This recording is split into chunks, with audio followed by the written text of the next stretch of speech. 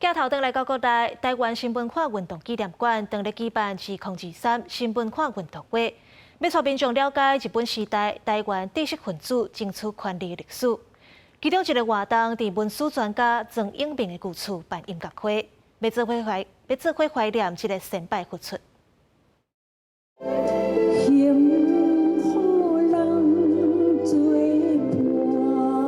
报歌后记录下伫咧文史家曾永明的故居，曾协发港町文史港町的顶下卡唱歌，也做伙怀念伫2020年过往的曾永明先辈。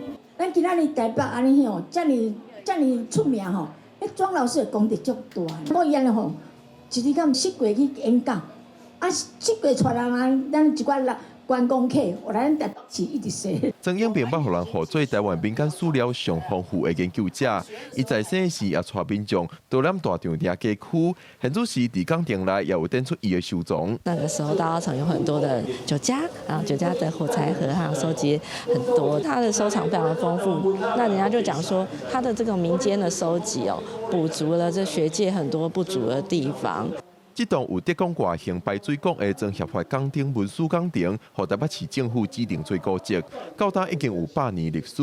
以早是柑仔店落尾加做曾永明推动文化的所在。柑仔店啊，伊隔壁，伊是一个地行的仓库。文化协会迄时阵哦，金伟水啊，伊都捌来家演讲。庄老师他接手了他的这个建筑以后呢，他也会在这边办一些，包括我们刚有提到的音乐会跟讲堂。 这个古迹音乐会是新文化运动会的活动之一，伫这礼拜6礼拜举办。